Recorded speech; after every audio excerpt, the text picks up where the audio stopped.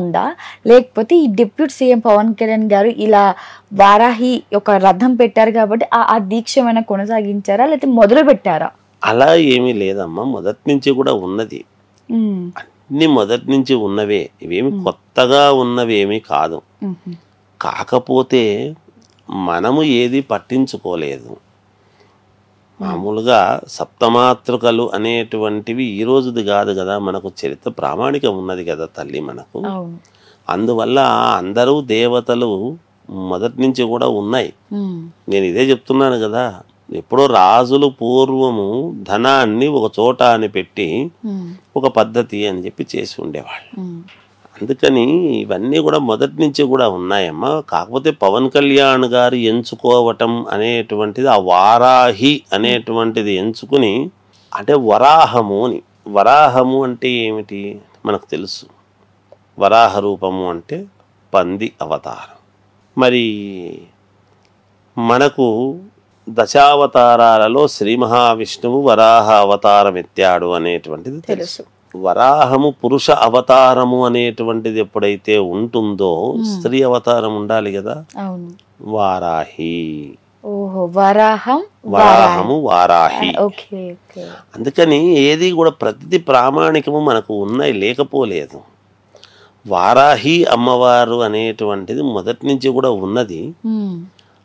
ఆయన ఆ రథానికి పేరు పెట్టుకోవటం అనేటువంటి దాని వలన ప్రతి వాళ్ళ యొక్క దృష్టి అటువైపుకు పడడం జరిగినది. మళ్ళీ అందరూ ఒక్కసారిగా తదేక దృష్టితో దాన్ని చేయడం జరుగుతుంది. ఒక పలకలేని వాళ్ళు వరాహం అనడము, వారాహి అమ్మవారు అనేటువంటిది అది చాలా మహిమాన్వితమైనటువంటి ఇదమ్మా. పేరు తలిస్తేనే విజయం అనేటువంటిది ఉన్నది. ఇంకా పూజ నిత్యము అనుష్ఠానంగా చేసుకుంటే దిగ్విజయమే. అందుకు తల్లి. గురువు గారు, మనం ఏ దీక్షలో ఉన్నా దానికంటూ ప్రత్యేక ఒక అలవాట్లు కావచ్చు, లేకపోతే ఒక ఆహారం కావచ్చు, వేసుకునే వస్త్రాలు కావచ్చు, ప్రత్యేకంగా ఉంటాయి. సో సాత్వికమైన భోజనం ఏ దీక్షలో చేసుకుంటారు. కానీ ఇక్కడ డిప్యూటీ సీఎం పవన్ కళ్యాణ్ గారు మాత్రం కేవలం పండ్లు మాత్రమే తినడం, దవాహారం తాగడం మాత్రమే చేస్తున్నారని మనం విన్నాము. అంటే ఎలా ఉంటుంది గురువు గారు ఈ వారాహి దీక్ష అనేది? మనం మొదటగా ఇప్పుడు వింటున్నాం కాబట్టి, అండ్ ఎలాంటి ఫుడ్ తీసుకుంటారు, ఎలాంటి ఆహారం వాళ్ళు స్వీకరిస్తుంటారు ఈ ప్రత్యేకమైన దీక్షలో? దీక్ష అంటేనే మనము రెగ్యులర్గా తినేటువంటి తిండి అనేటువంటిది కాదమ్మా నిజానికి. అందుకే ఇవన్నీ కలిస్తేనే దీక్ష అనేటువంటి పదం పుడుతుంది ఎప్పుడు కూడా. వాస్తవానికి పళ్ళు, పాలు, ఈ అల్పాహారం ఇవి తీసుకోవటమే న్యాయం. నేను అన్నం తింటాను ఒక పూటనే ఉంటాను, అలా అది దీక్ష కాదు. మనం ఏదైతే రోజు తినబడేటువంటి అన్నం అనేటువంటిది ఉన్నదో ఘన పదార్థం అన్నం. ఘన పదార్థము అనేటువంటిది ఇంకా తీసుకోవటానికి లేదు.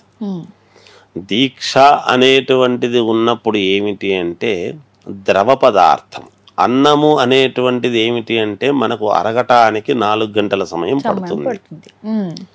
ద్రవ పదార్థం వెంటనే తొందరగా జీర్ణించకపోతుంది.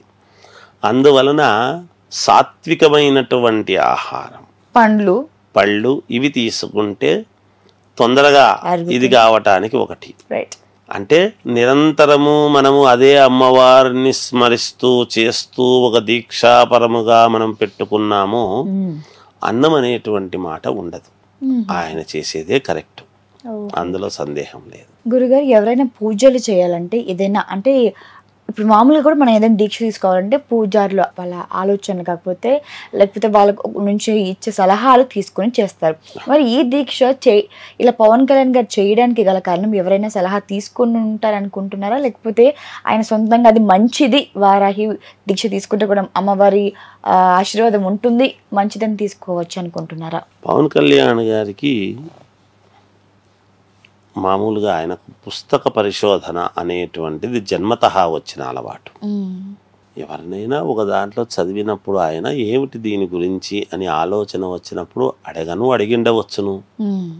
అడగకపోయినా గ్రంథ పరిశోధన అనేటువంటిది, పుస్తక పరిశోధన అనేటువంటిది జరిగినప్పుడు ఆయన చదువుకొని, ఈ రోజుల్లో ప్రతివి దొరుకుతున్నాయమ్మా అన్ని, దాని మీద ఇంట్రెస్ట్ అనేది ఉండాలి మనకు. సమాజంలో ఏమైందంటే పుస్తకాలు చదివే టైం లేదు.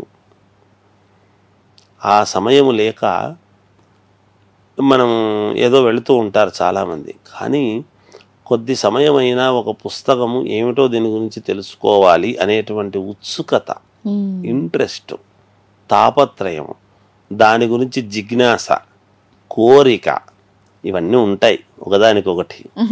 ఇవన్నీ ఉన్నప్పుడు అసలు ఏమిటో తెలుసుకోవాలి అనేటువంటి తపన పుడుతుంది.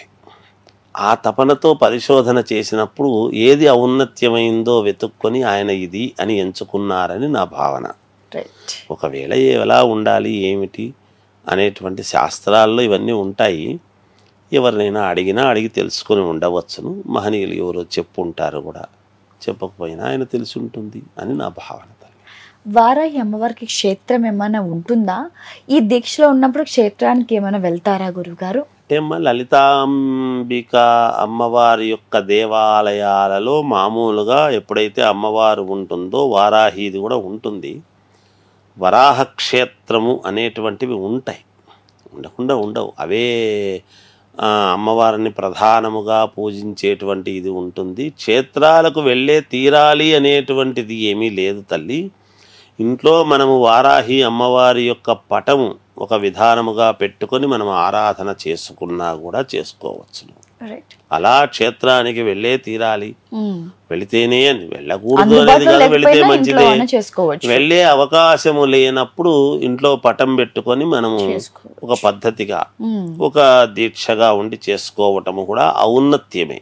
అది కూడా దాన్ని కూడా ఆ శక్తి ఏమి వెళ్ళినా వెళ్ళకపోయినా అంతే ఉపయోగం ఉంటుంది, అందులో సందేహం ఏమీ లేదు. గురుగారు, ప్రధానంగా ఈ వారాహి దీక్ష ఎవరు పడితే వారు చెయ్యరు.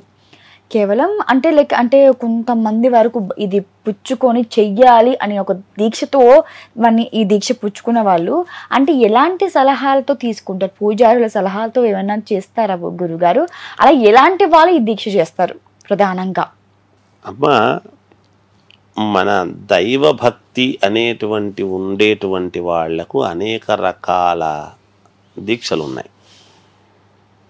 ఈ వారాహి అమ్మవారి దీక్ష చెయ్యాలి అని అనుకునేటప్పుడు ఇలాంటి వాళ్ళే చెయ్యాలి, ఇలాంటి వాళ్ళు చెయ్యకూడదు అనేటువంటిది ఏమీ లేదు.